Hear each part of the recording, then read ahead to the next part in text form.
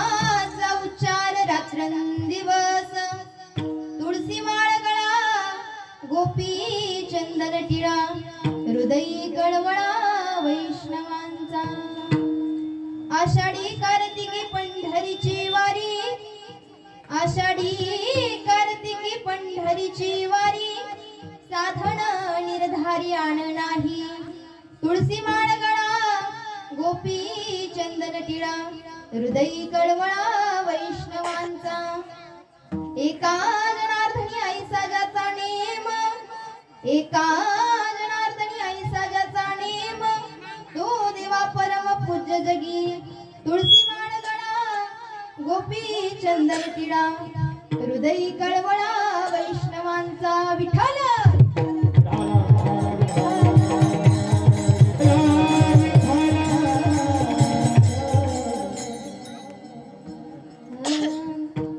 समचरण सरोजम सांभ्रणीला हृदावम जगननीत पाणी मंडन मंडनाना तरुण तुलसी मालम कंदरम कंजनेत्रम सदय धवला हासं विठ्ठलं चिंतयामि हे पांडुरंग रूप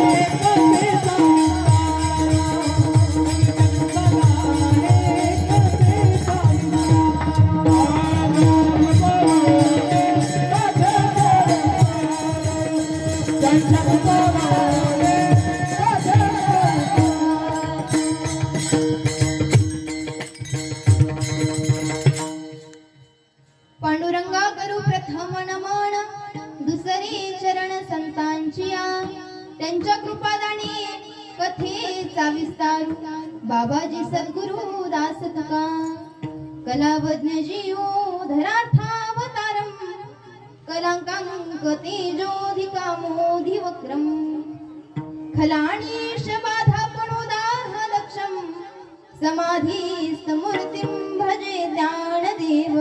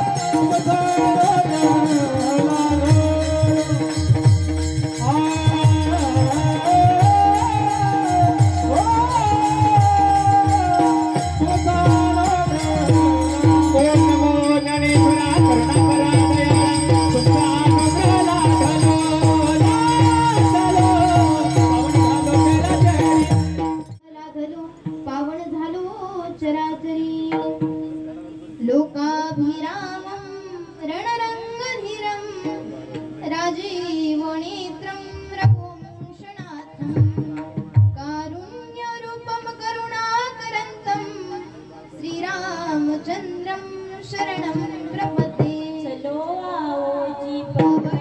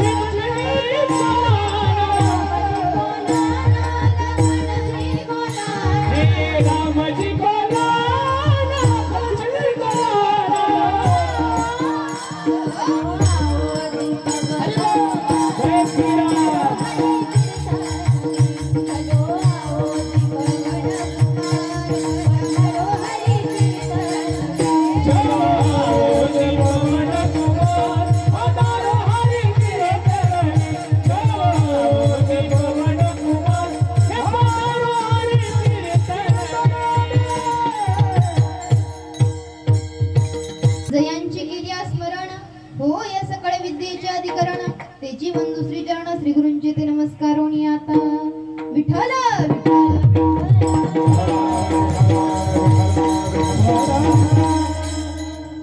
आवडी दिवासी तो एका प्रकार नामाचा उच्चार रात्रंदिवस तुळसी माळ गळा गोपी चंदन टिळा हृदय कळवळा वैष्णवांचा प्रस्तुत प्राप्त प्रसंगी प्राप्त स्थळी कीर्तन रूपी सेवकर्ता निवडलेला अभंग महान संत श्रीमंत संत ज्यांना म्हटलं जातं शांतीचे सागर पैठण निवासी एकनाथ महाराजांचा 4 चरणाचा नामपर प्रकरणातील ह्या जीवाला देवाची आवड काय आहे सांगणारा अभंग आजच्या सेवकर्ता निवडलेला आहे विठ्ठल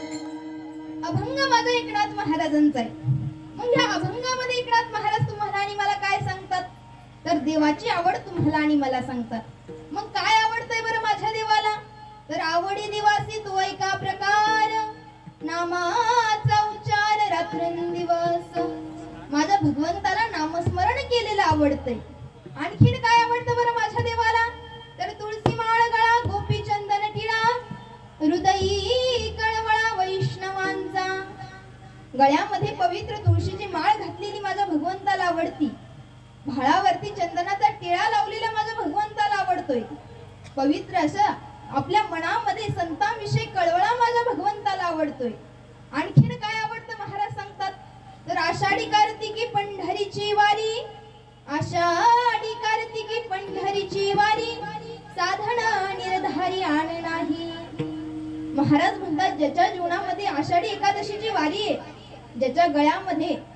पवित्र अशी तुळशीची माळ आहे भाळावरती चंदनाचा टिळा आहे मनामध्ये संतांविषयी कळवळ आहे असा मनुष्य देवाला तर आवडतोच दादा यात काही शंका नाही पण असा मनुष्य जगामध्ये वंदनीय ठरतो एका जनार्दनी ऐसा ज्याचा नेम तो देवा परम पूज्य जगी विठ्ठल विठ्ठल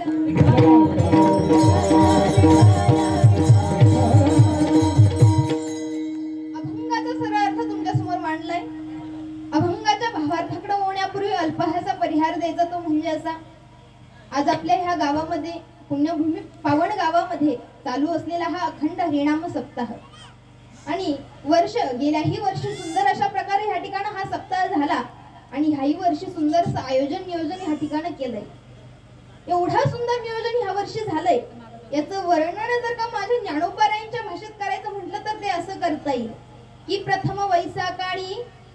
प्रथम ऐसा काळी लावण्याची नभाळी प्रगटी जैसी आगळी अंगणांगी या कार्यक्रमाचं अंगणांग हे लावण्यपूर्ण झालंय आणि अशा लावण्यपूर्ण कार्यक्रमामध्ये माझ्या वाट्याला आलेली ही आजच्या दिवसाची ज्यांचं वारकरी संप्रदायामध्ये एक चांगलं नाव आहे आपल्या गावात कोणताही कार्यक्रम असो आणि ते उपस्थित नाही असं होत नाही. असे असणारे आपले अशोक दादा असतील, त्यांच्यामुळे आज ह्या ठिकाणी कीर्तन करण्याची संधी मिळाली, त्याबद्दल मी त्यांचे देखील आभार मानेल. तसंच आजच्या कीर्तनाच्या गायनाच्या साठीसाठी आमचे मोठे बंधू म्हणण्यात हरकत नाही.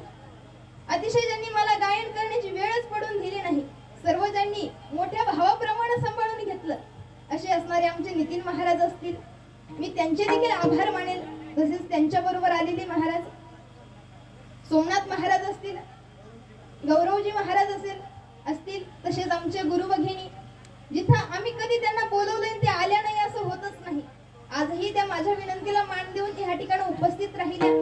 असे असणारे आमच्या संस्कृतीताई असतील, त्यांचे देखील आभार मानते. तसेच सर्वच आता ही काय आपल्याला सांगायची गरज नाही. आपल्या अकोले तालुक्याचं वैभव, अतिशय जी चांगली संस्था ज्यांची म्हटलं जातं, अतिशय चांगलं शिक्षण जिथं घेतलं जातं, अतिशय जिथं अनेक मुलं शिकून जातात आणि शिकायला येतातही, अशी असणारी आपल्या सचिन महाराजांच्या संस्थेतली मुलं, लिंगेश्वर वारकरी शिक्षण संस्था, मी त्या माझ्या सर्वच गुरुबंधूंचे देखील आभार मानेल. तसेच विनेकरी बाबा असतील, आणि खरं म्हणजे आजच्या पखवाजाच्या मृदुंगाच्या साठीसाठी आपल्या अकोले तालुक्याचं वैभव म्हणण्यात हरकत नाही. अतिशय ज्यांचं पखवाज वादन ऐकू वाटतं असे असणारे सचिन महाराज असतील. तसेच आता इथं रथी महारथी बसलेले, माझ्यासारखं बाबर यांचं काय वर्णन करणार. आपले शंभू महाराज लाड असतील, अतिशय मोठमोठ्या नामांकित महाराजांची कीर्तन वाजवलीत त्यांनी, आणि आज माझ्यासारख्या पामराच्या कीर्तनाला देखील ते या ठिकाणी उपस्थित आहे. तसेच आपल्या गावचं एक वैभव म्हटलं, अतिशय जो शिकत आहे पखवाज, आपला यश दादा असेल, तसंच दुसराही यश दादा असेल, दोघंही यश या ठिकाणी उपस्थित आहे. त्याबद्दल दोघांचे देखील आभार. तुम्ही सर्वजण माझ्यासारख्या पामराच्या कीर्तनाला आले. आज तुमच्या गावची कन्या म्हणून एक कीर्तन आहे, सर्व बहुसंख्येने ह्या ठिकाणी उपस्थित राहिले, त्याबद्दल तुमचे देखील आभार.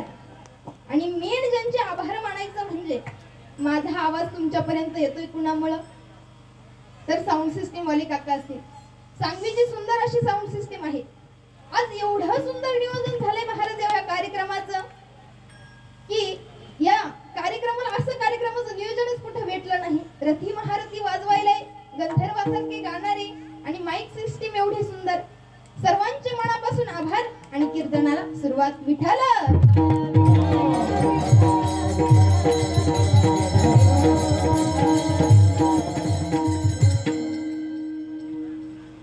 आवडी दिवासी तो एका प्रकार, नामाचा उच्चार रात्रंदिवस, तुळशी माळ गळा गोपी चंदन टिळा, हृदयी कळवळा वैष्णवांचा. अभंग माझ्या नाथबाबांचा आहे. अभंग कोणाचा आहे? अभंग एकनाथ महाराजांचा. कोण बरे हे नाथबाबा? जसं या वारकरी संप्रदायाचा कळस म्हटलं तर कुणाचं नाव येतं? या वारकरी संप्रदायाचा कळस म्हटलं तर कुणाचं नाव येतं? तुकोबारायांचं येतं. हे तुम्हाला सांगता येणार नाही का, तर तिथे हे शिक्षण घ्यावं लागतं त्याच्यासाठी. पण हे माहीत असणं गरजेचं आहे. आपला हिंदू धर्म जर टिकावा असं वाटत असेल ना, तर आपली ज्ञानेश्वरी, आपला हरिपाठ, आपली भगवद्गीता हे मुलांच्या हातात येणं गरजेचं आहे. त्यांना वारकरी संप्रदायाचा कळस कोण आहे हे तरी माहीत असणं गरजेचं आहे. पण त्यात त्यांची तरी काय चुकी बरं? तुम्हाला साहजिक गोष्टी माहीत नाही तर त्यांना तरी कोण शिकवणार? पण हे माहीत असणं गरजेचं आहे. या वारकरी संप्रदायाचा कळस म्हटलं तर तुकोबारायांचं नाव येतं. या वारकरी संप्रदायाचा पाया म्हटलं तर ज्ञानोबारायांचं नाव येतं. आणि या वारकरी संप्रदायाची पताका म्हटलं तर माझ्या बहिणाबाईंचं नाव येतं. या बहिणाबाईंनीच या वारकरी संप्रदायाची शब्दात इमारत उभी केली. ती कशी आहे का? माझ्या बहिणाबाई म्हणतात, संत कृपा झाली इमारत फळाली, ज्ञानदेवे रचिला पाया उभारिले देवालया, नामाचा याचा किंकर जेणे केला हा विस्तार, जनार्दन एकनाथ खांब दिला भागवत. बघा, या संप्रदायाचा खांब, भक्कम आधार म्हटलं तर कोण म्हटलं जातं? माझ्या एकनाथ महाराजांचं नाव घेतलं जातं. बघा, आपल्याला एखादी बिल्डिंग बांधायची असली, आता हा आपल्याला मंडप ठेवायचा आहे, आपल्याला काय उभं करणं गरजेचं आहे? पहिलं खांब उभं करणं गरजेचं आहे. मग तसंच आमच्या ह्या वारकरी संप्रदायाचा भक्कम आधार म्हटलं तर एकनाथ महाराज हवेत. या एकनाथ महाराजांनी अनेक अभंग लिहिली, अनेक ग्रंथ संपदा आमच्या संप्रदायासाठी दिली. रुक्मिणी स्वयंवर ग्रंथ लिहिला, भावार्थ रामायण लिहिलं, नोव्हे तर ज्ञानेश्वरीचं शुद्धीकरण ज्यांनी केलं ते म्हणजे माझे एकनाथ महाराज. कुठ अभंग देखील माझ्या नाथबाबांनी लिहिली, पण कुठ अभंग सहजासहजी तुम्हाला मला समजत नाही. पण जे तुमच्या माझ्या प्रापंचिक माणसाला हे सहजासहजी समजत नाही, म्हणून भारुडांची देखील रचना माझ्या एकनाथ महाराजांनी केली. भारुड म्हटले तर नाथबाबांचे भारुड ऐकावेसे वाटतं. किती सुंदर भारुड आहे बरं. ऐकणार का तुम्ही? हो तरी म्हणा, नाही तर नाही तरी म्हणा. ऐकणार का? तर ऐका. अहो या शेजारणीना, अहो या शेजारणीना बरं नाही केलं ग कयो, आणि मला पंढरीला नेलं ग बयो, मला पंढरीला नेलं ग बयो, पंढरीला नेलं ग बयो, पंढरीला नेलं ग बयो, मला पंढरीला नेलं ग बयो. येडका मदना केवळ पंथन, येडका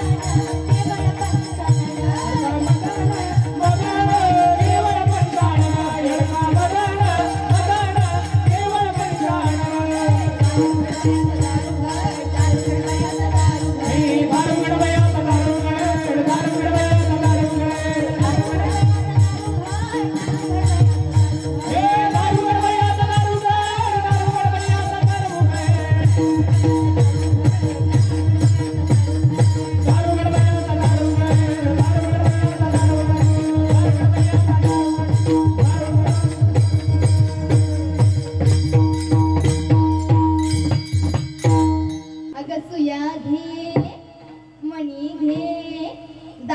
दातवण घ्या ग कुणी, कुंकू घ्या कुणी काळा मणी, कुंकू घ्या कुणी काळा मणी, कोणी गोळा बरे, कोणी गोळा बरे, दातवण घ्या ग कोणी,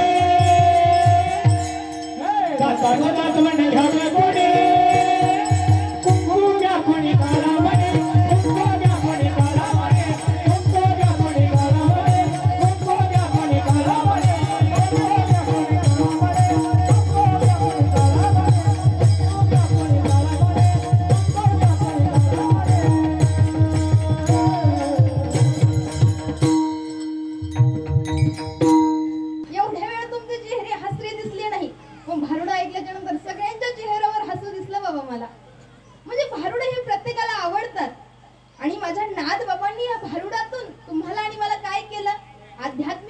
नाथबाबांनी दिला. अनेक ग्रंथ संपदा, अनेक भारुड, कूट अभंग सगळं काही माझ्या नाथबाबांनी ह्या संप्रदायासाठी दिलं. या नाथबाबांचा अभंग आज सेवेत करता निवडलेला आहे. मग या अभंगामध्ये अभंगाकडे सांगायचंय, पण माझ्या नाथबाबांचं जीवन चरित्र जर पाहायचं म्हटलं तर त्यांच्या जीवनामध्ये त्रिवेणी संगम पाहायला मिळतो. कोणत्या संतांच्या अंगामध्ये त्रिवेणी संगम पाहायला भेटत नाही आपल्याला. कसा त्रिवेणी संगम? तर माझे नाथबाबा हे शांत आहे, त्यांना शांतीचं सागर म्हटलं जातं. दुसरी गोष्ट म्हणजे माझे नाथबाबा श्रीमंत आहे, आणि चौथी गोष्ट म्हणजे माझे नाथबाबा संत आहे. जरा बघा नाथबाबा किती शांत बरं. बघा एवढा शांत माझे नाथबाबा की पुरुषानं यावं, माझ्या नाथबाबांच्या पत्नीच्या पाठीवर बसावं, पण माझ्या नाथबाबांनी एक शब्द तोंडातून त्याला काही बोलावं नाही होता. एवढी शांत. उलट नाथबाबांनी गिरजा काकीला सांगावं, अगं ए गिरजा काकी, तुझ्या पाठीवर फार मोठी जबाबदारी बर का, थोडं सांभाळून. गिरजा काकीनं देखील उत्तर द्यावं, नाथबाबा मला आपला मुलगा हरिपंडित सांभाळ. तर शांत आहे, पण त्यांच्या पत्नीनं सुद्धा एवढं सहन करावं. शेवटी त्या पुरुषाला लाज वाटली, खाली उतरला आणि नाथबाबांची माफी मागू लागला. नाथबाबा माफ करा, तुमची शांतता भंग करण्याचा प्रयत्न केला, पण खरंच तुम्ही शांतीचे सागर आहात, तुमची शांतता कोणी भंग करू शकत नाही. अरे एवढं तर काहीच नाही. एकदा माझे नाथबाबा गंगेवर स्नान करण्यासाठी चालले, आणि गंगेवरती स्नान करायला जात असताना स्नान करून येत होते तर यवन पानाचा विडा खाऊन चिंचेच्या झाडावर बसला, आणि नाथबाबा आंघोळ करून आले आणि त्याच्या अंगावर थुकला. नाथबाबांच्या अंगावर तो यवन थुकला, आणि थुकल्याच्या नंतर नाथबाबा पुन्हा गेले, वरती सुद्धा बघितलं नाही की कोण माझ्या अंगावर थुकलंय. आता आपल्या अंगावर एखाद्याची थुंकी जरी उडाली तर आपल्याला किती राग येतो का नाही. पण माझ्या नाथ बाबाला थोडा सुद्धा राग आला नाही. माझे नाथ बाबा पुन्हा गेले, आंघोळ करून आले. पुन्हा तो यमन थुकला. असं एकदा नाही, दोनदा नाही, किती वेळेस, 108 वेळेस थुकला. आणि 108 वेळेस माझे नाथ बाबा आले. तो थुंकून तो थकला, खाली उतरला आणि नाथ बाबांची माफी मागू लागला. नाथ महाराज माफ करा, माझी चुकी झाली. तुमची शांतता भंग करण्याचा प्रयत्न केला, तुमच्या अंगावर थुकलो, पण शेवटी मीच थकलो म्हणे मला माफ करा. पण माझ्या नाथ बाबांची शांतता ऐका. माझ्या नाथ बाबांना त्यांना सांगावं, हे ये मना वरी थुंकला, हे मना वरी थुंकला, आशीर्वाद दे मोनी मोक्ता केला, आशीर्वाद दे मोनी मोक्ता केला.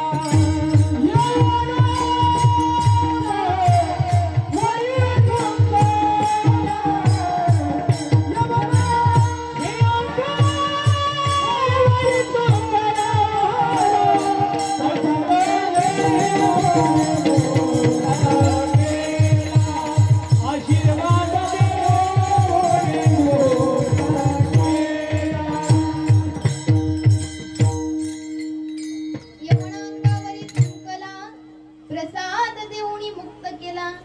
दादा, एक पुरुष आपल्या अंगावर थुकावं, पण त्याला देखील प्रसाद देऊन मुक्त करावे, एवढी शांतता माझे नाथ बाबांच्या अंगामध्ये होते.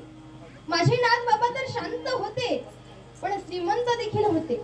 आता काही शांत असतात तर श्रीमंत नसतात, आणि जे श्रीमंत असतात त्यांच्याकडे शांतता ही नसते दादा.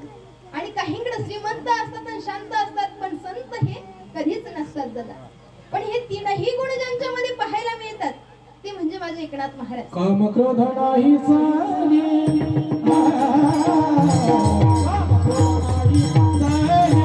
क्रोध नाही साली,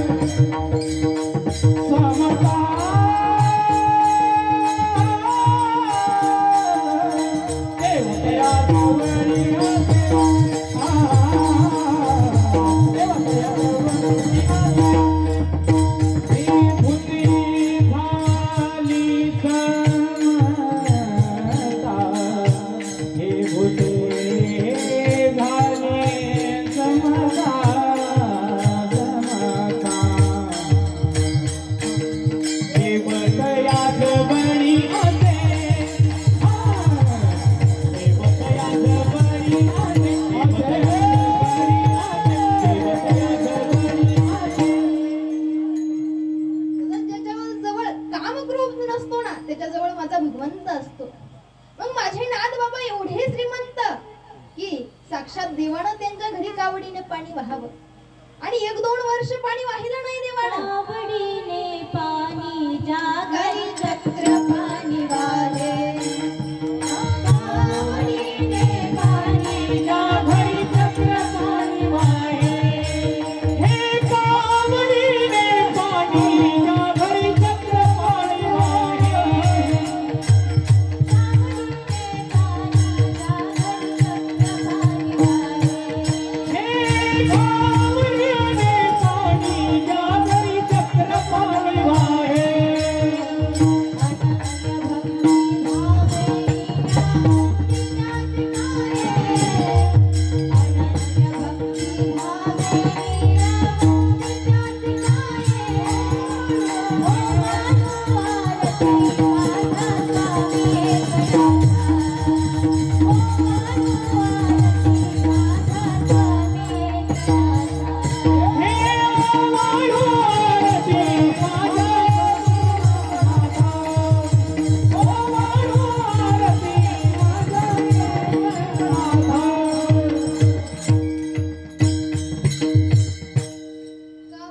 पाणी ज्या घरी चक्र पाणी वाहे अनन्य भक्ती भावी निळावंदी त्याची पाय. दादा साक्षात देवानं माझ्या नाथांच्या घरी पाणी वाहावं 36 वर्ष 1-2 वर्ष वाहिलं नाही. आपल्या घरी देवानं टाकलं का कधी पाणी? लोटी भर तरी माझ्याही नाही टाकलं आणि तुमच्या नसन टाकलं दादा. कारण देवाचा स्वभाव आहे देव घेतल्याशिवाय कुणाला काही देत नाही. घेसी तेव्हा देसी ऐसा अससी उदार. कारण देवाचा स्वभाव आहे देव कुणाकडून काही घेतल्याशिवाय फुकट तर कुणाला काही देत नाही दादा. मग देवानं नाथांच्या घरची चाकरी कशी केली बरं? बघा देव घेतल्याशिवाय देत नाही. माझ्या द्रौपदीला 999 साड्या दिल्या. बघा देवावर तर नितांत प्रेम करणारी नेहमी भगवंताचं मुखामध्ये जिचं नाम आहे देवाचं नामस्मरण करते तीच भजन करते यात नवल नाही. तिचे 5 पती देखील त्याचं नामस्मरण करतात. ती म्हणजे माझी द्रौपदी दादा. त्या द्रौपदीला साड्या पुरवल्यात पण काय घेतलंय आधी? बोटभर चिंदी घेतली देवानं तेव्हा तिला साड्या पुरवल्या. अरे तिचे 5 पती आणि ती देवाचं नामस्मरण करते यात नवल नाही. देवानं जिचं नामस्मरण करावं ती म्हणजे माझी द्रौपदी दादा. दादा एकदा उद्धवजीने प्रश्न केला का रे भगवंता अरे सख्या बहिणीचं कधी तू नाव घेत नाही एवढं त्या द्रौपदीचं नामस्मरण करतो. अरे किती काही केलं तरी आपलं ते आपलं असतं. कोण सांगतय? उद्धवजी सांगताय. अरे सख्या बहिणीचं कधी तू नामस्मरण करत नाही आणि एवढं त्या द्रौपदीचं नामस्मरण करतो. काय आहे एवढं त्या द्रौपदीत? त्यावेळेस भगवंत सांगतो मी तुला सांगणार नाही तुला प्रत्यक्षात दाखवतो म्हणे. एकदा सकाळच्या वेळेला माझे भगवंत आणि उद्धवजी सुभद्रेच्या घरी गेले आणि सुभद्री घरी गेल्यानंतर भगवंत सुभद्रेला म्हणतो अगं ये सुभद्रा फार भूक लागली पहिल्यांदा काहीतरी कर आणि खायला दे. आता सुभद्रा म्हणते आत्ताशिक माझं स्नान झालंय आणि तू एवढ्या सकाळी आला खायला मागतो. आणखीन मला शृंगार करायचा. सुभद्रे किती वेळ लागेल ग तुला? मला 1 तास तरी लागतो का नाही तुम्हाला? अर्धा तास लागतो. ती देवाची बहीण होती तुम्ही मुख्यमंत्रीच्या बहिणी पण तुम्हाला अर्धा तास तरी लाडके आहेत. आणि त्याशिवाय अशा तशा बहिणीत का तुम्ही लाडक्या बहिणीत? आणि ती सुभद्रा देखील कशी बहीण होती? देवाची बहीण होती. पण ती सुभद्रा म्हणती मला 1 तास तरी मेकअपला लागेल शृंगार करायला लागेल. त्या टेबलवरती म्हणे एक फळ ठेवलंय ते घे कापून आणि तुझा तू खा. देवानं फळ हातामध्ये घेतलं फळ चिरलं आणि चिरता चिरता आपली काय केली ही करंगळी चिरली दादा. आता उद्धवजी म्हणता हे भगवंता अरे काय केलं? अरे तुला एखादं काम सुद्धा नीट करता येत नाही का रे? अगं सुभद्रा बघ कान्हाने काय केलं. आता सुभद्रा पळतच आली कन्हैया काय केलं? अरे तुला एखादं काम सांगावं का तरी नाही? एखादं काम सांगितलंय तू नीट केलंय असं झालंय का? अशी म्हटली ती तिला. मला पण म्हणतात घरचे काही काम सांगितलं वाढून ठेवलं का म्हणतात एखादं काम सांगितलं तू नीट केलंय असं झालंय का असं म्हणत असतात. मग ती सुभद्रा देखील म्हणते की अरे काय केलं तुला एक काम सांगितलं ते सुद्धा धड करता आलं नाही तू काय कर म्हणे. आता उद्धवजी म्हणतात तू बोलण्यात वेळ नको घालू पहिली काय कर चिंधी आण. आता सुभद्रा कुठे गेली? घरामध्ये गेली. देवाची बहीण होती सगळे कपाट उचकले पण चिंधीच भेटत नाही. तर तिच्याकडे वस्त्र काय कमी असतील का? एवढे किती कपाट मोजता येणार नाही. तुमच्या आमच्याकडेच किती आहे. ती तर देवाची बहीण होती. एवढे कपाट की कोणत्याची चिंधी फाडू हेच कळना. इकडे रक्त वाहत आहे. भगवंत म्हणतो सुभद्रेला काही चिंधी भेटणार नाही आपण काय करू द्रौपदीकडे जाऊ. माझा कन्हैया द्रौपदीकडे घेऊन गेला आणि द्रौपदीकडे घेऊन गेल्याच्या नंतर द्रौपदीने बघितलंय द्रौपदी तुळशीला पाणी घालत होती भगवंताचं नामस्मरण करत होती. काय नामस्मरण करत होती माझी द्रौपदी? तर ऐका मेरो राधा रमण गिरिधारी गिरिधारी श्याम वनवारी मेरो राधा रमण गिरिधारी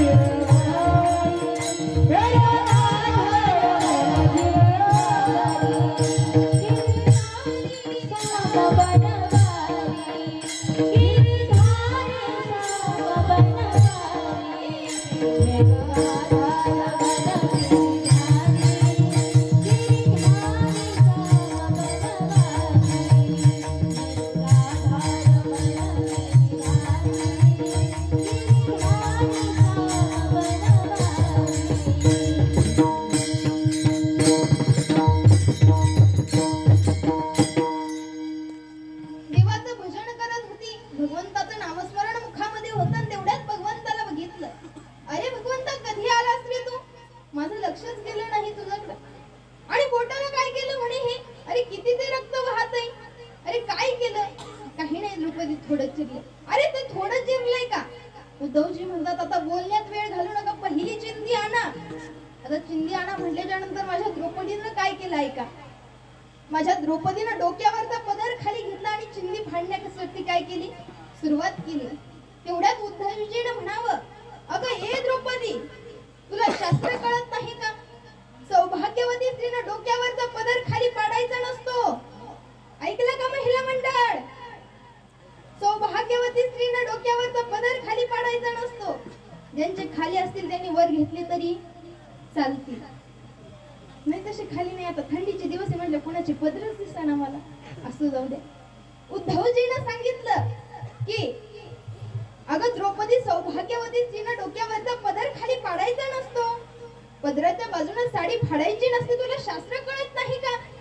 त्यावेळेस द्रौपदीनं सांगितलं, अरे उद्धवा, अरे मी हे पदर तरी कुणासाठी फाडलाय?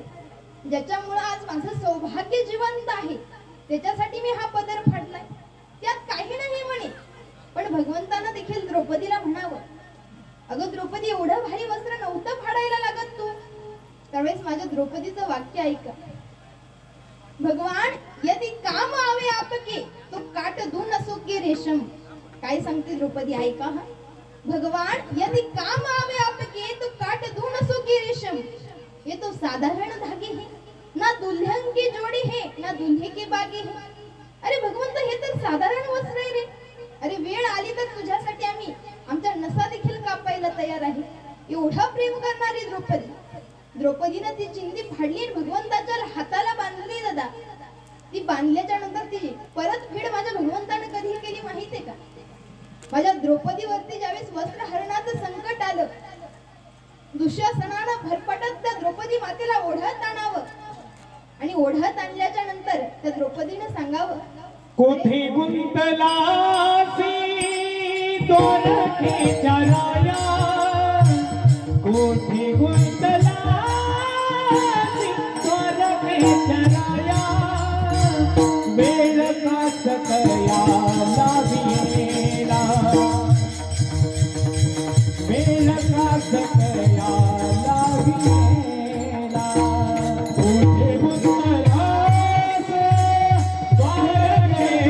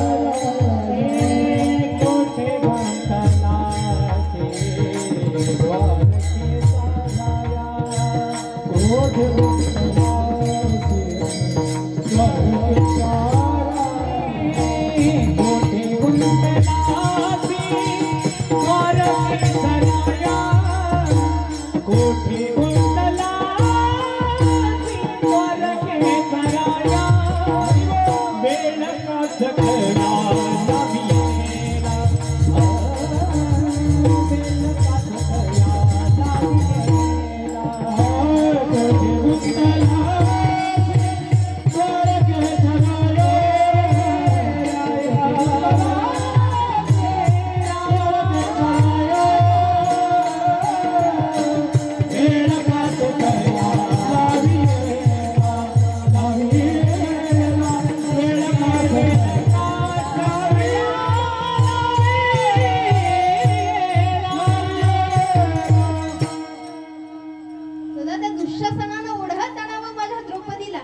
द्रौपदीनं सांगावं, अरे मी तुझी वहिनी आहे रे, अरे ह्या घराण्याची कुलवधू आहे आणि त्यानं मला ओढत असं आणलंय, हा तुमच्या सभेतला न्याय का? अशा एका स्त्रीला असं अबला नारीला असं ओढत आणतात का? अरे तुमच्या सर्वांची वहिनी आहे रे. कौरवांना सांगती माझी द्रौपदी, सर्वांना शरण आली रे. अरे 5 पती समोर बसलेले सभेत, पण एक वर मान करून बघत नव्हतं. भगवंताला आकळवती, हे भगवंता अरे बघ ना रे, अरे आज काय चाललंय माझ्या बरोबर? हे कोणत्याही स्त्रीवर जे संकट येऊ नये ना, ते माझ्या द्रौपदीवरती आलं होतं. तिचं वस्त्र हरण चालू होतं आणि भगवंताला हाक मारत होती, कृष्णा धाव रे धाव रे लवकरी, संकट पडले भारी. ती भगवंताला हाक मारते, अरे कृष्णा धाव रे, अरे बघ ना किती मोठं संकट आहे. अरे माझी द्रौपदी दोन्ही हाताने साडी ओढती तरी दुशासन साडी ओढतोय. माझ्या द्रौपदीच्या एका हातातली साडी सुटली तरी दुशासन साडी ओढतोय. दादा द्रौपदी भगवंताला आकळवती, अरे देवा ये ना, अरे कोठे गुतला? द्रौपदी सांगती भगवंताला आकळवती, अरे ग भगवंता ये ना. अरे द्रौपदीच्या हातातली साडी सुटली तरी माझ्या द्रौपदीनं दातात साडी धरावी आणि साडी ओढावी. दादा साडी ओढती, शेवटी माझ्या भगवंताला तिनं काय केलं, दोन्ही हातातली साडी सोडून दिली आणि वर हात केले भगवंताला म्हटली, कोठे गुंतलासी द्वारकेच्या राया, कोठे गुंतलासी द्वारकेच्या राया. हे देवा कुठे गुंतलाय तू? अरे आज येणार नाही का रे? अरे बघ ना काय चाललंय ह्या ठिकाणं. अरे एका स्त्रीचं वस्त्र हरण करताय, तेव्हा आज येणार नाही तर? आणि माझी द्रौपदी आकळवती रे भगवंताला, हे भगवंता अरे अंत का पाहतोय माझा? भगवंता ये ना लवकर, एवढा उशीर का लावला?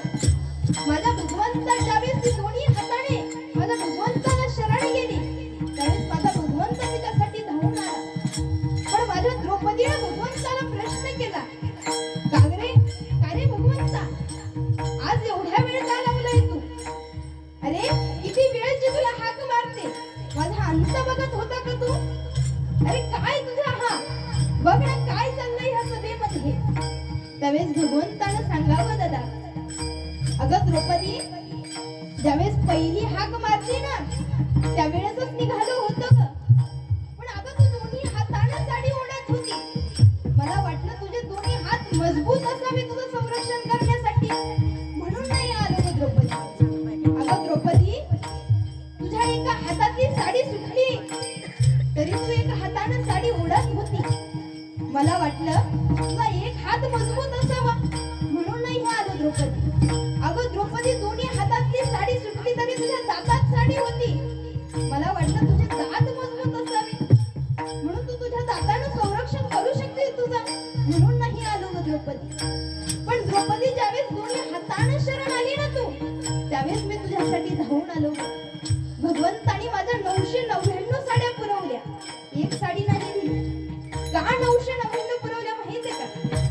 ज्यावेळेस भगवंताचं पोट कापलं ना त्यावेळेस माझ्या द्रौपदीने जी चिंधी बांधली होती त्या चिंधीमध्ये 999 धागे होते आणि त्या 999 धाग्यांच्या बदल्यात माझ्या द्रौपदीला 999 साड्या दिल्या आणि 999 साड्या दिल्यानंतर हजारावा पितांबर पाठवला. पितामहाने बघितलंय भगवंताचा पितांबर येतो, भगवंताला ओरडलाय. पितामह ओरडले, अरे दुःशासना अरे साडी काय ओढतोय ती? अरे तो पितांबर आहे ती साडी नाही, हात लावला ना तर जळून खाक होशील. माझ्या त्या दुःशासनानं दादा ती साडी सोडली आणि माझ्या द्रौपदी मातेचं रक्षण केलं. पण माझ्या द्रौपदी काय अंतकरणापासून एकच हाक मारत होती रे, वेळ का सखाया लागे, वेळ कसा कया लावीना, कोठे गुंतलासी द्वारकेच्या राया, कोठे गुंतलासी द्वारकेच्या राया. सुधा,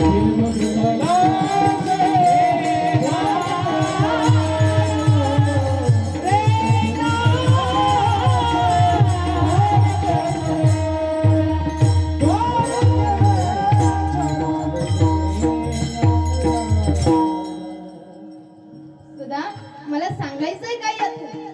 माझ्या द्रौपदीनं आधी 999 धाग्यांची चिंधी दिली, तेव्हा भगवंतानं काय केलंय? साड्या दिलाय. देवाचा स्वभाव आहे, देव घेतल्याशिवाय काही देत नाही.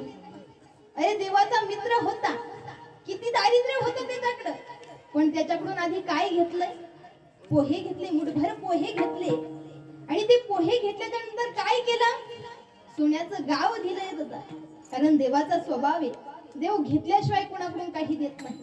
मग आपला प्रश्न असा होता की देव घेतल्याशिवाय कुणाला काही देत नाही, मग नाथांच्या घरी देव राबला कस काय? देवानं नाथांच्या घरी पाणी वाहिलं कसं? काय कारण असावं नाथांच्या घरची चाकरी करण्याची? तर नाथांचे वंशज म्हणजे भानुदास महाराज. त्यावेळी पंढरपूरची आषाढी एकादशीची वारी आणि आषाढी एकादशीची वारी तोंडावर होती. सर्व वारकरी आपले पंढरपूरला निघाले. पण विजयनगरचा राजा कृष्णदेवराय त्यानं भगवंताला बघितलं, एवढी सुंदर मूर्ती, एवढा सुंदर देव, हा देव जर मी माझ्या राज्यामध्ये नेला तर? कर्नाटकचा तो राजा त्यानं भगवंताजवळ हट्ट धरला, अरे भगवंता काही कर, तू जर माझ्या सोबत आला ना, तुला तिथं सोन्याचं लागलं ते देईल तुला, पण भगवंता तू माझ्या सोबत चल. आणि जर आला नाही ना, मी ह्या ठिकाण प्राण सोडल. काय सांगितलं? मी खाणार नाही, पिणार नाही, काहीच नाही, तू फक्त माझ्या बरोबर चल. देवाजवळ हट्ट केला. देवानं विचार केला, हा जर इथं माझ्या दारामध्ये मेला तर मी काय सांगणार भक्ताला? माझे भक्त म्हणतील, एक भक्त दारामध्ये मेला तरी देव आला नाही, आता कसं करायचं? तर देव म्हटला, ठीक आहे बाबा, मी तुझ्या बरोबर येतो. त्या विजयनगरच्या राजा कृष्णदेवरायनं भगवंताला घेऊन गेला. सोन्याच्या कुलपात बंद करून ठेवलं. सोन्याच्या ताटात जेवण होतं, पण माझ्या देवाला करमना. कारण देवाला आमच्यासारख्या वारकऱ्यांमध्ये राहायची सवय. आपल्या मळक्या धोत्र्यातली मळकी पंच घेतलेली, त्याला असे भक्त आवडतात. त्याला तिथे सोन्याच्या ताटात जेवण होतं, सोन्याचा चमचा होता, तरी देवाला करमना. तर इकडे सगळे वारकरी निघाले पंढरपूरला निघाले तर भजन करत होते. काय भजन करत होते बरं? तुम्ही करणार का भजन? आज नामाचा उच्चार करायचाय आपल्याला, आपल्या मुखातून नाम हे आलं पाहिजे. करणार का भजन? महिला मंडळ आधी करते, तुम्ही नंतर करा. तुम्ही आपण नंतर, आधी महिला मंडळ. हात वरती घ्याल का? आपण आषाढी एकादशीला तर नाही जाती, मला माहिती, प्रपंच आहे तुमच्या मागं, पण भजन तर करशाल ना? महिला मंडळी सर्वांनी हात वरती घ्यायचे आणि माझ्या मागं फक्त तुम्ही म्हणायचं. तुम्ही म्हणायचं नाही. निवृत्ती ज्ञानदेव सोपान मुक्ताबाई, एकनाथ नामदेव तुकाराम. गावाला कळू दे आपल्या गावामध्ये सप्ताह चालू आहे म्हणून. तुम्ही जेवण करून नाही आले हे मलाही माहिती, पण आवाज येऊ द्या, मला तरी येऊ द्या. गावभर नाही गेला तरी चालेल, तर माझ्यापर्यंत येऊ द्या. हात वरती घ्या, हात खाली नाही आले पाहिजे.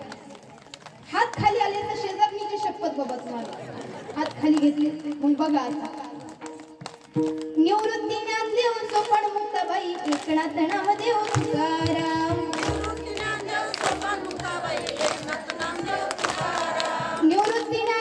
सोपान मुक्ताबाई, एकनाथ नामदेव तुकाराम. एकनाथ नामदेव तुकाराम. एकनाथ नामदेव तुकाराम. निवृत्ती ज्ञानदेव सोपान मुक्ताबाई, एकनाथ नामदेव तुकाराम. निवृत्ती ज्ञानदेव सोपान मुक्ताबाई, एकनाथ नामदेव तुकाराम. एकनाथ नामदेव तुकाराम.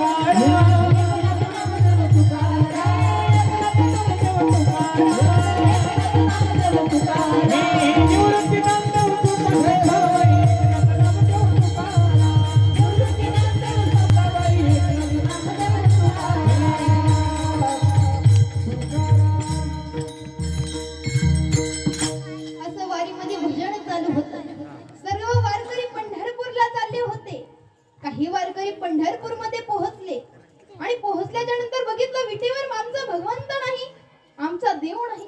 वारकऱ्यांना करमना दादा, आमचा देव कुठे, आमचा देव कुठे. तिकडे देवाला करमत नव्हतं. सकाळचा काकड्याचा आवाज नाही, रात्रीचा हरिपाठ नाही, काहीच नाही, कीर्तन नाही, भजन नाही, काहीच नाही. देवाला करमना दादा. देवाला सकाळ झाली हे कळना, संध्याकाळ झाली हे कळना. कुलपत बंद करून ठेवलेलं होतं देवाला. देव शेवटी कंटाळला होता. सर्व वारकरी पंढरपूरला गेले आणि रुक्मिणी मातेला विचारलं, अगं आमचा देव कुठे आहे, कुणी घेऊन गेला आमच्या देवाला. त्यावेळेस रुक्मिणी मातेनं सांगितलं, विजयनगरचा राजा कृष्णदेवराय तो आला होता, त्यानं हट्ट केला, देवा तुम्ही माझ्या बरोबर चला. तेव्हा तो राजा तुमच्या देवाला घेऊन गेलाय. मग आता देवाला आणणार कोण बरं? तर नाथांचे वंशज म्हणजे भानुदास महाराज. रुक्मिणी मातेनं सांगितलं, तुम्ही भानुदास बाबांकडे जा, ते काय करतील, तुमच्या देवाला घेऊन येतील. सर्वजण पैठणला आले आणि पैठणला आल्याच्या नंतर भानुदास बाबांजवळ गेले. भानुदास बाबा काही करा, पण तुम्ही आमचा देव काय करा, आमच्या आत आणून द्या. आम्हाला करमत नाही आमच्या देवाशिवाय, आम्हाला आमच्या देवाची आस लागली. आमचा देव कुठे, आम्हाला आमचा देव आमच्यात आणून द्या. भानुदास बाबा गेले आणि देवाला पुन्हा वारकऱ्यांमध्ये घेऊन आले. वारकऱ्यांना इतका आनंद झाला, इतका आनंद झाला. वारकऱ्यांना तर झालाच दादा, देवाला सुद्धा आनंद झाला. किती आनंद झाला महाराज.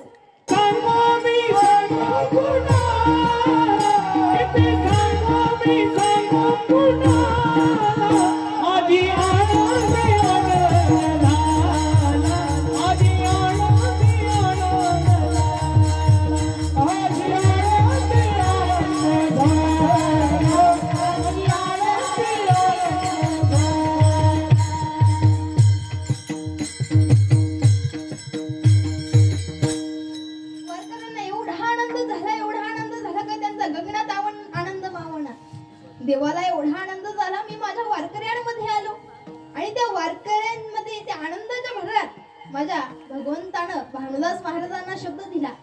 काय शब्द दिला, लक्ष देऊन ऐक करा. तू दाखविली माझी पंढरी.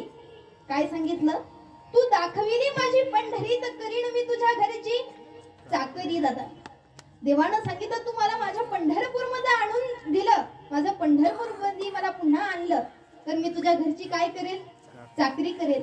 आणि तो शब्द पूर्ण करण्यासाठी माझा भगवंत नाथबाबांच्या घरी काय झाला, राबला दादा. मग अशा नाथ महाराजांना अभंगाच्या सेवकर्ता निवडलेला आहे. मग हे नाथ बाबा शांत आहे, श्रीमंत आहे आणि संत आहेत. मग अशा नाथ बाबांकडे एक साधक गेला आणि त्या साधकाने प्रश्न केला, का हो नाथ बाबा, अहो खूप दिवसापासून आवड पूर्ण करण्याचा प्रयत्न करतोय, पण माझी आवडच पूर्ण होत नाही. काय आवडतं तुला? अहो मला कोणत्या धंद्यात यश भेटत नाही, आवड पूर्ण करतोय, पैसा भेटत नाही, काहीच नाही, फक्त अपयशाचीच पायरी माझ्या याच्यावर, काही भेटतच नाही. मग एकनाथ महाराजांनी सांगितलं, तुला तुझी आवड पूर्ण करायची असेल तर आधी माझ्या भगवंताची आवड पूर्ण कर, मग तुझी काय होईल, आवड पूर्ण होईल. मग त्या साधकानं विचारलं, का हो नाथ बाबा, तुमच्या भगवंताला आवडतं तरी काय? तर तेच महाराज अभंगाच्या आवडे देवासी तू ऐका प्रकार, आवडे दे प्रकार, आवडे देवासी ऐका प्रकार, आवडे देवासी तू ऐका प्रकार, आवडे देवासी तू ऐका प्रकार, आवडे देवासी तू ऐका प्रकार. देवासी तो ऐका प्रकार,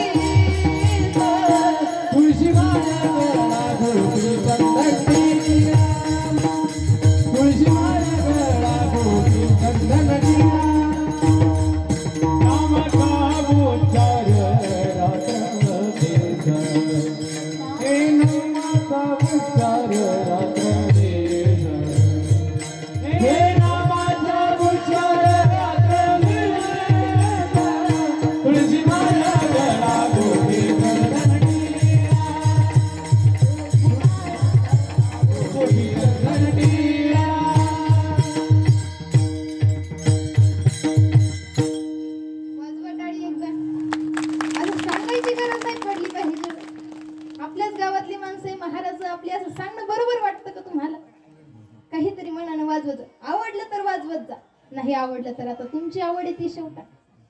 आता मग देवाची आवड काय? ही तुमची आवड. इथं देवाची आवड सांगते. हा, देवाला काय आवडतंय? नामाचा उच्चार केलेला माझ्या भगवंताला आवडतो. मेन मुद्दा आपला इथं या. आज आपलं कीर्तन हे काय आहे? नामपर प्रकरणातील आहे. आज नामाचं महत्व मला तुम्हाला या ठिकाणी सांगायचं. नाम किती श्रेष्ठ आहे भगवंताचं.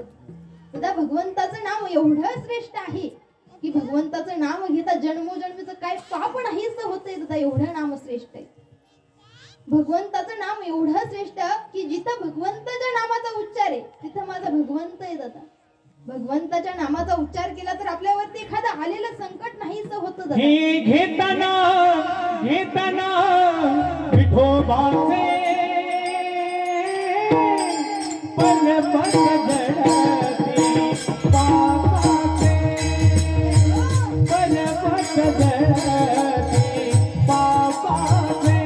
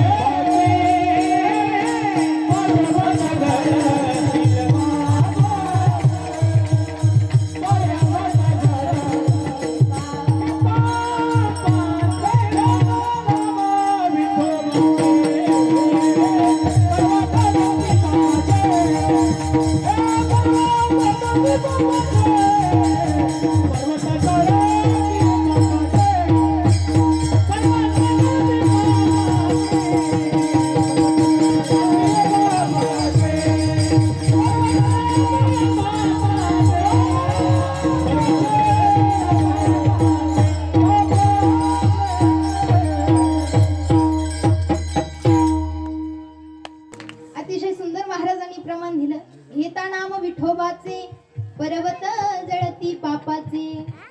काय माणसानं देवाचं नामस्मरण केलं तर पर्वत जेवढे पापाचे असतात तरी काय होतं? वल्ल्या कळ्याचं किती पाप होतं हो, तरी देवाचं नामस्मरण घेता काय झालं? नाहीच झालं. दादा नाम एवढं श्रेष्ठ आहे, एवढं श्रेष्ठ आहे. किती श्रेष्ठ आहे नाम? तर ज्ञानदेवा पुसे निवृत्तीची जाड लग्नाहुनी वाढ नाम आहे. ओ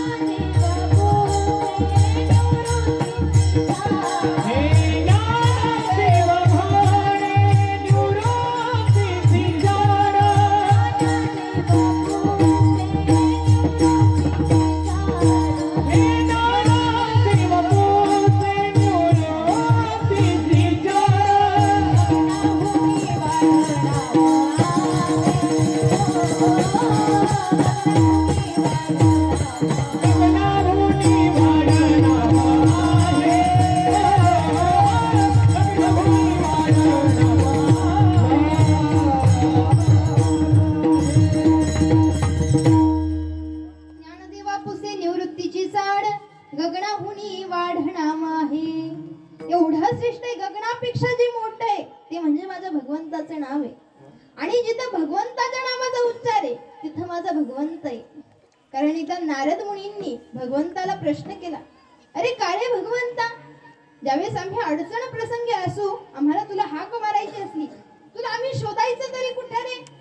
त्यावेळेस त्या भगवंताने हे सांगितलं माझे भक्त गाती तिथे नारदा मी उभा तेथे नारदा मी उभा तेथे नारदा मी उभा तेथे माझे भक्त गाती तिथे नारदा मी उभा तेथे नारदा मी उभा तेथे नारदा मी उभा तेथे माझे भक्त गाती तिथे नारदा मी उभा तेथे माझे भक्त गाती तेथे नारदा मी उभा तेथे नारदा मी उभा तेथे नारदा मी उभा तेथे माझे भक्त गाती तेथे नारदा मी उभा तेथे माझे भक्त गाती तेथे नारदा मी उभा तेथे नारदा मी उभा तेथे नारदा मी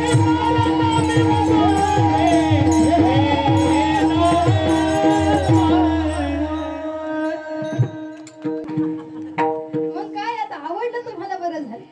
मग काय महाराजांनी प्रमाण दिलं तर माझे भक्त गाती जिथे नारदा मी उभा तिथे. भगवंत नारद मुनींना सांगतोय नाहम वसामी वैकुंठे योगिनाम हृदयरो मद भक्त यत्र गायंती तत्र तिष्ठामी नारद. काय सांगितलं माझं जिथं नामस्मरण चालू आहे तिथं मी आहे. आणि याचा पुरावा म्हणजे नामदेव रायांच्या कीर्तनात देऊन तिथं देवाचं नामस्मरण चालू होतं आणि देव किती नाचला बरं. किती नाचता नाचता देवता गळला पितांबर. हे नाचता नाचता देवाचा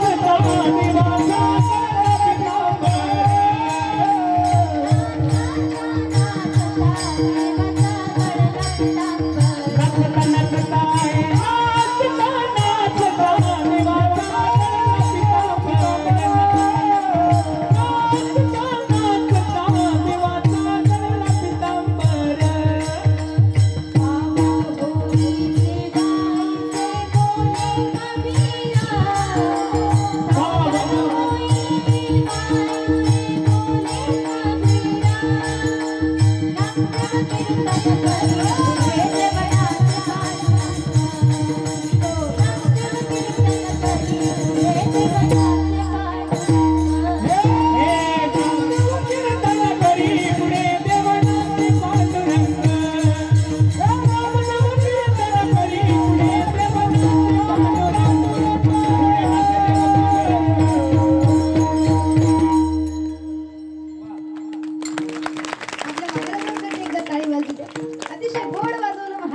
अतिशय गोड वाजवलं महाराजांनी. बघा काय प्रमाण दिलं तर नामदेव कीर्तन करी पुढे देव नाचे पांडुरंग. अरे नामदेव कीर्तन करी पुढे देव नाचे पांडुरंग. नाचता नाचता देवाचा गळला पितांबर. अहो नाचता नाचता देवाचा गळला पितांबर. नामदेव कीर्तन करी पुढे देव नाचे पांडुरंग. अतिशय गोड वाजवलं. म्हणजे देव एवढा नाचला देवाचं नामस्मरण जिथं चालू होतं देव एवढा नाचला की त्याचा काय झाला पितांबर गळला दादा. तेव्हापासून कंबर बांधण्याची सवय आली. तेव्हापासून काय झालं कंबर बांधण्याची सवय आली का तर देवाचा पितांबर गळला. मग देव एवढा नाचला दादा. मग जिथं नामाचा उच्चार आहे तिथं माझा भगवंत आहे मला हे सांगायचं होतं. आणि आपल्या ह्या कलियुगामध्ये जर श्रेष्ठ काही असेल तर महाराज ते काय नामस्मरण आहे दादा. महाभारताचं युद्ध संपल्याच्या नंतर पांडवांनी भगवंताला प्रश्न केला का रे भगवंता अरे आता पुढचं युग येणार तरी कोणतं रे. आता द्वापर युग संपलं पुढचं युग कोणतं बरं. त्यावेळेस त्यांनी सांगितलं पुढचं कलियुग सुरू होणार आहे. पण कलियुगामध्ये असणार तरी काय हे काय मी तुम्हाला सांगणार नाही. प्रत्यक्ष दाखवून देणार. भगवंत हे नेहमी प्रत्यक्ष दाखवून देत असतो. सांगत कधीच काही नाही. प्रत्यक्ष दाखवून देतो म्हणे. पाचही पांडवांना 5 दिशेला पाठवलं आणि सांगितलं तुम्हाला ह्या दिशेला गेल्याच्या नंतर जे काही आश्चर्य दिसेल तुमच्या मनामध्ये जी काही शंका येईल ती मला येऊन विचारा. त्याचं उत्तर मी काय करेन तुम्हाला देईल. आता 5 पांडव 5 दिशेला गेले. पहिलं आश्चर्य बघितलं धर्मराजानं. काय आश्चर्य बघितलं भगवंताचं वाहन म्हणजे गरुड. त्या गरुडाच्या पाठीवर वेद लिहिलेले पण तोंडात मांसाचा तुकडा आहे. आश्चर्य वाटलं. धर्मराजा म्हणतो, अरे तू देवाचं वहाण आहे आणि पाठीवर वेद आहे, पण तोंडात काय? मांसाचा तुकडा आहे. आश्चर्य वाटलं. पुन्हा मागे निघाले. दुसरं आश्चर्य बघितलं अर्जुनानं बघितलं. नुकतीच व्यायलेली गायी आहे, म्हणजे जणलेली. ती गायी जणलेली, तिनं वासराला जन्म दिलाय. त्या वासराला उभंही राहता येत नाही. पण जसं ते उभं राहिलं तसं त्या वासराने काय केलं? त्या गायीला लात मारली होता. अर्जुनाला आश्चर्य वाटलं. म्हणे, अरे जिनं 9 महिने 9 दिवस सांभाळलं, आज तू फक्त तुला उभं राहता यायला काय लागलं, तू लगेच आईला लात मारली. आश्चर्य वाटलं. तिसरं आश्चर्य बघितलं भीमदादानं बघितलं 2 तोंडाचा हत्ती. भीमदादा म्हणतो, हा काय प्रकार? नेमकी प्रकार आठवला काय? सध्या बाईचा प्रकार चालू. बाई तसा हा एक प्रकार. भीमदादा म्हणतो, लेट करंट आहे असं कळलं ना, याला महत्व आहे. भीमदादा म्हणतो, हा काय प्रकार आहे नेमकी? तर हा काय प्रकार म्हटल्यावर म्हणजे अख्खं महाभारताचं युद्ध संपलं, पण 2 तोंडाचा हत्ती काय मी पाहिलं नाही बाबा. काय 2 तोंडाचा हत्ती पाहिलं नाही. ते चौथं आश्चर्य बघितलं नकुलानं बघितलंय की एक सहदेवानं बघितलं की एक वरून दगड खाली गरगळत येतोय. पण गरगळत येतोय, आता त्याला वाटलं मी याच्या खाली मरतो की काय. पण मरतो की काय म्हणण्याच्या अगोदर त्यानं पहिलं काय केलं? भगवंताचं नामस्मरण मुखामध्ये घेतलं. श्रीकृष्ण असं पटकन म्हटला. परिणाम काय झाला? तो दगड आहे त्या जागेवर एका काँग्रेसच्या काडीने थांबवलं दादा. आता सर्वजण पुन्हा देवाकडे आले आणि देवाला म्हटलं, अरे देवा, धर्मराजा म्हणतो, मी असं आश्चर्य बघितलं की एक तुझं वाहन गरुड, त्याच्या पाठीवर वेद लिहिलेले, पण तोंडात काय? मांसाचा तुकडा आहे. भगवंत म्हणतो, हेच तर कलियुग ज्ञानेश्वरी पाठ असणार. सगळं काही मुखोद्गत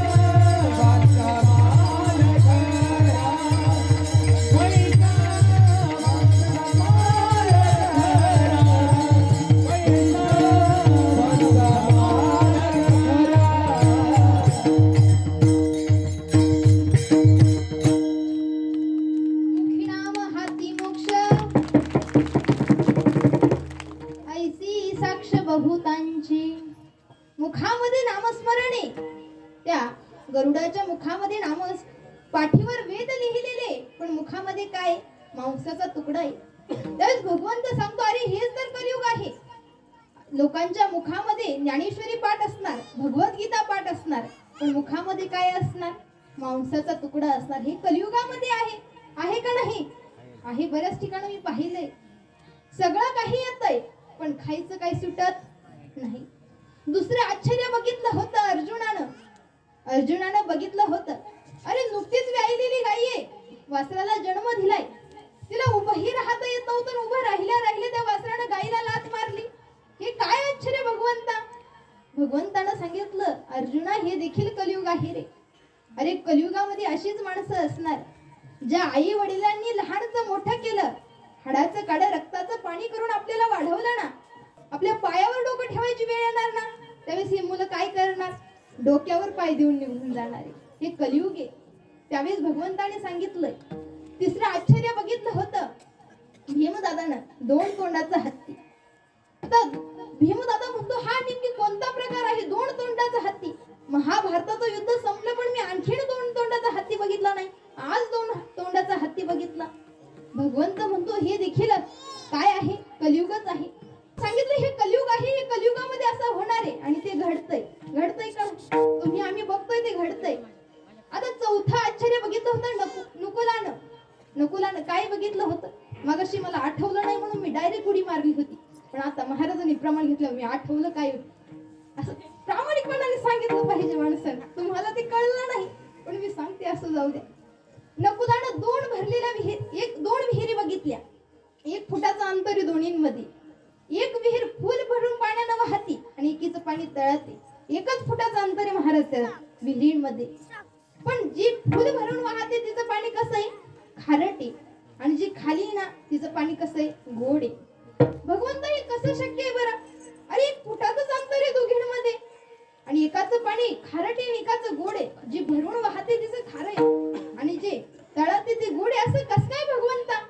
त्यावेळेस भगवंतानं सांगितलं, नकुला हे देखील काय आहे? अरे कलियुगच आहे. या कलियुगामध्ये जे भरून वाहते खारं पाणी, नास्तिक लोक खूप असणार, पण संतांसारखे लोक थोडे जन्माला, गोड पाण्यासारखे थोडेच असणार. गोड लोक थोडेच पाहायला भेटतात, कडू लोकच जास्त भेटतात. सध्या आम्हाला भेटतात, बघायला भेटतात दादा. एखाद्याला बोलावं ते ना, आम्हाला भस्कावं, मोठ्यानं जोरात बोलावं दादा, एवढे कडू लोक. आम्ही एखाद्याला लहान लेकरावानं बोलावं, ते जोरात ओरडून निघून जातंय, म्हणजे हे कडू लोक दादा. मग भगवंतानं सांगितलं, नास्तिक लोक जास्त असणार, पण संतांसारखे गोड पाण्यासारखे थोडे असणार. आता भगवंत सहदेवाकडे गेला. सहदेवा तू काही बघितलं नाही का? बघितलं ना भगवंता. काय बघितलं? अरे मोठ्या पर्वतावरून एक दगड खाली गरगळत येत होता. तो दगड येत होता, आता मला वाटतं त्या क्षणी मी मरतो की काय, पण मी पटकन काय केलं? तुझं नामस्मरण केलं. अरे तो दगड एका काडीने थांबला रे. हे कसं आश्चर्य! त्यावेळेस भगवंतानं सांगितलं, या कलियुगामध्ये जर काही श्रेष्ठ असेल तर ते म्हणजे काय? माझे नामस्मरण आहे. जो कोणी माझं नामस्मरण करेल, त्याच्यावर किती जरी मोठं संकट आलं तरी काय होईल? नाहीच होईल. भगवंतानं सांगितलं दादा. विठ्ठल विठ्ठल